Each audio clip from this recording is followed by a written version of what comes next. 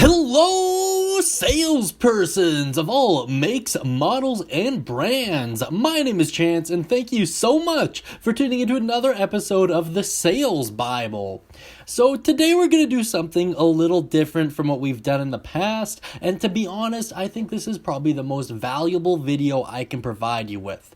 I'm going to be explaining to you my entire sales process from start to finish. This video is likely going to be a comprehensive overview over the whole process, and then later on in the future we will be doing individual videos on each step. But I'm going to try and provide as much value as I can to you in this one. So how to sell a car, the sales process. Alright, ladies and gentlemen, let's get started.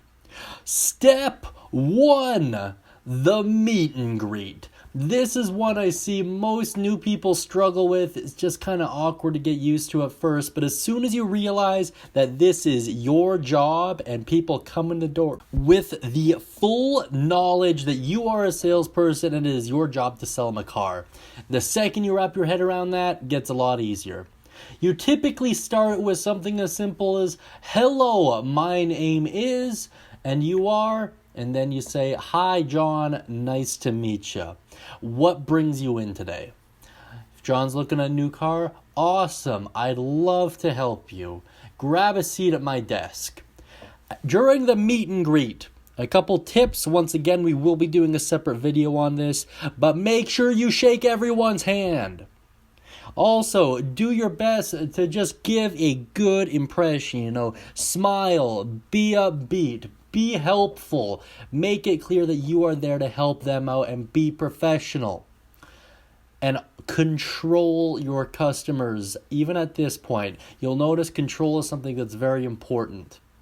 That's why you tell them to have a seat at your desk. Don't have them wander the showroom, have them sit down. Step 2, needs analysis. This is where you're going to ask your hard-hitting questions that will ultimately land them on a unit. Things like, why are you considering a new vehicle today? What features would you like your new vehicle to have? What were you planning on doing with your current vehicle? What were you hoping to accomplish today? These and many more questions need to be addressed in one form or fashion or another. To be honest, at this point in time, I do not talk about financial constraints unless the customer decides to bring it up.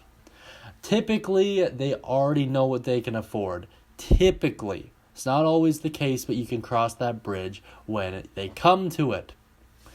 After you feel like you have a pretty good idea of what your customer is looking for, write it all down on a guest sheet, fill it out to the best of your ability, and then be ready for step 3.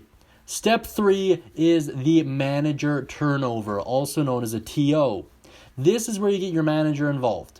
Explain your situation to them. Come to them with your guest sheet. Use that to land them on a specific vehicle, one that you're ultimately going to test drive. And then introduce the sales manager to your customer. Typically, the way you're going to want to transition between step 2 and 3 is, listen, I really do think I have the perfect vehicle for you in mind. I'd just like to quickly have a conversation with my manager to make sure I'm on the right unit for you. And then you run over to your manager. Then you grab your manager, explain what's going on, confirm the vehicle and trim line, and then you grab your manager and you walk them over to your customers. Typically, the best way to facilitate this introduction is to say something along the lines of, "Hey John, I just wanted to bring my manager Mike over. He noticed us talking and he just really wanted to introduce himself to you." Something simple, something clean, just like that, and then your manager will take over from there. Be like, "Hey John, I just wanted to thank you so much for coming in today. It means a lot. I know you're in good hands with Chance. He's one of our best guys. If you have any questions, feel free to reach out to either him or myself, and we'll look after you, John." And then at that point, you're going to want to let John know that you're going to pull the vehicle up for him, and just to have his license ready for when you get back. If he has a trade, also have him have his registration ready for the trade if it's required in your area, which in mine it is. So step 4 is the test drive / trade appraisal. Reason I put them together is you're going to want to do them in tandem. So this is typically the process in a nutshell.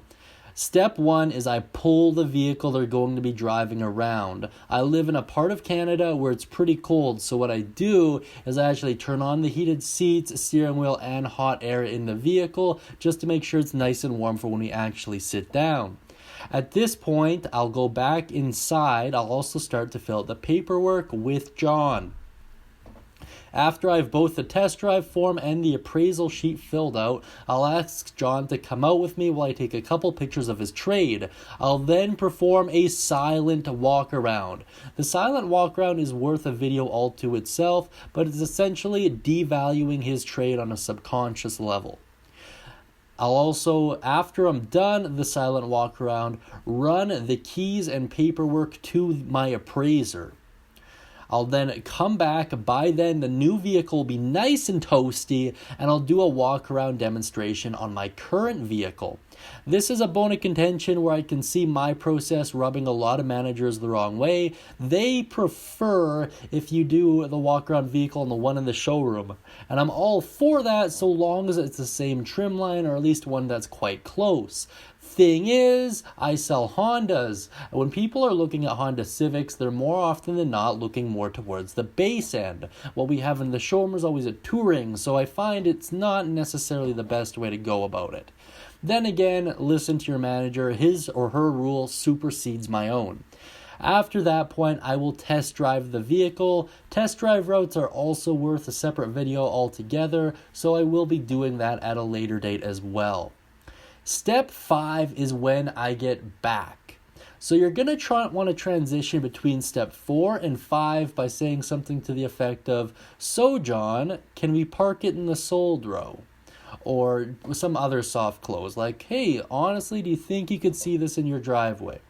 Fantastic. Did you have time to go over numbers today? Now that last question is something that a lot of sales managers aren't a huge fan of. I'll explain why, and then I'll explain why I like it. So typically, what a sales manager wants is to see you go as far in the process as humanly possible every single time. While I share that view, going over numbers with people isn't always the best way to go about it, especially if you know they don't have time for it, or if they're not going to make the decision in the near future. It kind of just sets you up to be shopped out. I'm not a huge fan of that. So assuming John says, yes, we have time to go over numbers today. Fantastic. Grab a seat at my desk. I just have a couple quick questions for you. And that's when you bring up the financial end of it. By this point, you've built a lot of rapport. You laugh. You trust each other. You had the best test drive experience. Everything's going pretty dang great. Now this is where you can ask the harder questions. Were you considering financing, leasing, or making a lump sum purchase? Avoid the term cash deal because there's a misconception that it's better for the customer when it's really not anymore. If you're dealing with the more affordable makes, you know exactly what I'm talking about. The next question you're going to want to ask, how much will you be putting down? Don't make it a question. Don't say, will you be putting anything down? Because they're going to say no. You always want money down. There's a lot of reasons for it. It lets you negotiate better. It guarantees a better approval. It lowers their total cost of borrowing. There's a lot of arguments for why putting money down is so gosh darn important. And then the third question you're going to ask, what payment range were you hoping to achieve? Now, there's going to be a lot of reasons why you're going to want to ask it this way. The biggest one is the term range provides some kind of understanding that there's a low number, a comfortable number, and then a stretch number. This is how everyone budgets anyways. It's not a secret. It's not some grand masterful plan or anything. In our heads, we walk into a dealership saying, I will buy it for this price. I would prefer to buy it for this one, but if I have to, I will buy it for this one. So there you have that. Honestly, I don't expect people to give you an answer. I expect them to say something dumb like, well, I just want your best price, to which you reply, you know what, I completely agree, and it's my job to make sure you're happy with the numbers. Or better yet, listen, I completely agree, John. Honestly, it's my job to make sure you love the vehicle. My manager is going to take care of you about the numbers. That's something I like doing, passes off blame, reassures them that you are their friend. So between us, John, what were you hoping to buy this for? I'm going to tell my manager a different number, but I want to hear your number. And then he'll tell you his number if you've built rapport properly. Then you're going to say, geez, John, you know, man, personally, I've never seen one go for that low before. That being said, if you could go up to, I don't know, increase it by $20 or something, is that something you'd be all right with? Like, is that something that would still be affordable to you? And I'll be like, yeah, like, all right, I completely understand, John. See, I'm going to tell him the first number, but between us, I'm pretty sure we can work this out. And they'll be like, great. And then you run over to your manager. So that transitions you to step 6, which is first pencil. It basically just means the first time you present numbers if you're new to the business. Have the manager prepare numbers. Do not desk your own deals. Do not prepare your own numbers. You're just going to self-sabotage yourself. You should not know how much money you're making in that deal because it does not matter, especially when you're starting out. And then you're going to come back with those numbers. Your manager will prepare typically 2 to 3 options based on what the customer is looking for. And once again, this is 100% worth a separate video altogether. And then all you do is look at the customer, explain the sheet to them, explain how it all works out, and then just ask them, all right, John, now out of these options, I'm going to need you to initial beside the one that works best for you. Or my manager just wants to know which one works best for you. Would you mind initialing beside it? And then I'll get everything else printed up and introduce you to my business office. Now that's how you close on first pencil. I'll do a separate video on it altogether, but that's the general premise. Now, if your customer feels like they're a smart shopper and knows better than to sign at MSRP, despite the fact that that's what the vehicle is quite literally worth, you do not get out of your chair until the customer makes you an offer. All too often, especially with new salespeople, the biggest mistake I see when it comes to them negotiating is customer says something idiotic like, I just want your best price, bruh. Give me your best price. I want your lowest price, bruh. It's like they're a broken record. Do not, under any circumstances, take that line of statements seriously, because you will only dig yourself down in a deeper hole. And I'll explain why. You know what, I can explain it in this video. The problem is they always think there's a lower price. You see, they're essentially misbehaving and treating you like garbage by telling you your vehicle's worth less than it really is. And then what you do is you say, I understand you're having a bad behavior, so you know what I'm going to do to punish you? I'm going to reward you by getting you a lower price. And then they're just going to repeat the bad behavior over and over again. So here's what you're going to do instead. And I give you full permission to use this word track, and it works. Listen, John, I want to get you the best deal for you. Now, I know we're a little bit far apart when it comes to payment, so where do we need to be to make this deal work for you? Like, I know you needed to be at $220, let's say, and I know that we're at $235 right now. If we could get to $230, do you think that would be enough to close this deal? And he'll be like, well, I want your best price. I'm like, okay, so it's fair to say you want a discount though, right? And I'll be like, yeah. I'll be like, great. So how much of a discount do you need to feel comfortable with this deal? He'll be like, well, I don't know. I want your best price. I'm like, okay. And how much were you hoping to pay bi-weekly, assuming we can't meet your current one? I'm like, I don't know. I want your best price. And then, okay, well, how much of a difference were you looking for between the value of your trade and the price of the vehicle? I don't know, I want your best price. So then you're going to level with them. This conversation sounds ridiculous, I know, but it happens a lot. So you're going to just calmly say, listen, John, I just want to level with you because you've been a straight up guy and I feel like you deserve it. So this is what's going to happen. I'm going to go to my manager and I'm going to tell him that you want a discount. And John's going to smile and nod and look at you like, yeah, that's what I want. And they're like, and then my manager is going to ask me, how much of a discount does he want? And I'm going to say, I don't know. And then my manager is going to ask me where you're hoping to be around payments. And I'm going to say, I don't know. And then my manager is going to ask me what the difference that you hope to pay is. And then I'm going to say, I don't know. So what's going to happen, John, is my manager is going to send me back to you with a $1 discount. Because I don't know, man. Like, I'm trying to help you out here, but I if you're not going to give me any answers, I'm not going to be able to give you a discount, man. And he's going to look at you and he'll be like, oh, yeah, that makes sense, I guess. And then say something funny like, listen, like, I want to sell you this vehicle more than you want to buy it. And it's my job to make this as easy as possible for you. So I know we're a little bit far apart on payments right now, but what if we could meet in the middle? Like, I know it's a little bit more than you were expecting to pay, but it's a great vehicle. It's going to last you and your family a long time. And he's going to be like, oh, well, I mean, if you could do it for this, then I'll go through with it.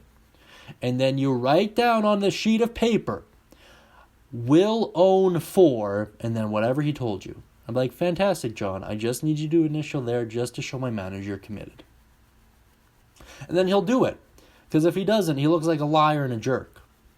And then comes step 7, passing the deal.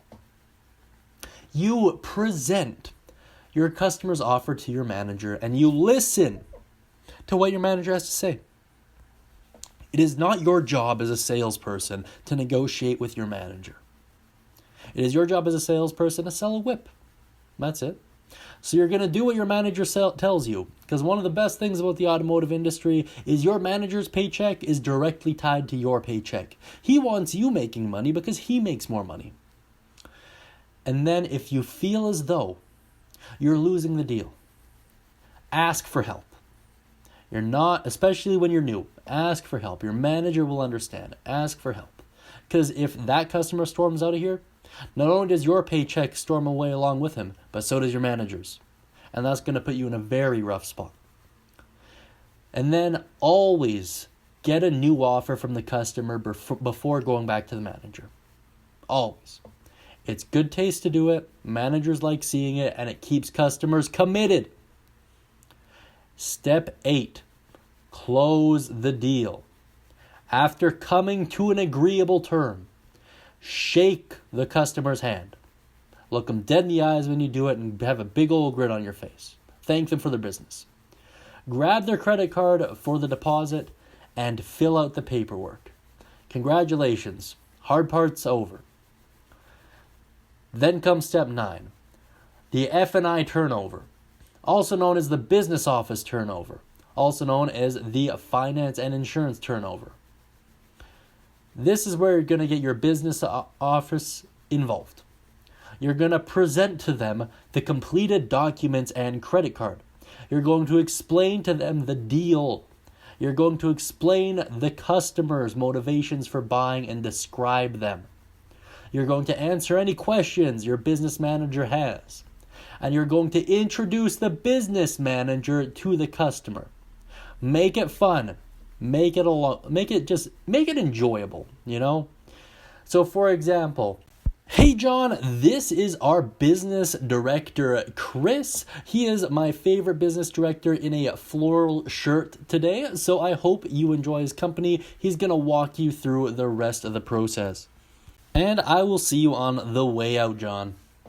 So after that, you just sit and wait. You run the vehicle back to its spot, you clean up your desk a little bit, and you put the dishes away. Whatever you got to do to get ready for the next customer, you do that while they're in the business office. And then step 10 and the final step, say goodbye. Re-congratulate the customers and thank them for their business. Ask them about the delivery date and make sure they're excited about it. Ask if there was anything else you could do for them and walk them out and shake their hand. And then follow up. always make sure they have your number in their phone. Just shoot them a quick text message, and that's about it. And then just casually talk to them throughout the week or until they pick up, and you will be good to go. So that is my process in a nutshell. I think it's pretty good. It's pretty solid. Every dealership I've been at really appreciates it, and it just works really well. I think having it laid out is a really good thing for a lot of people, so write yours down as well. Feel free to make tweaks to this as you need. I just happen to find it works the best for me this way. So if your selling style is a little bit different, that's no problem, but this is still a great, genuine template to follow, especially while you're new. With that in mind, guys, hope you have a wonderful day, and as always, happy selling.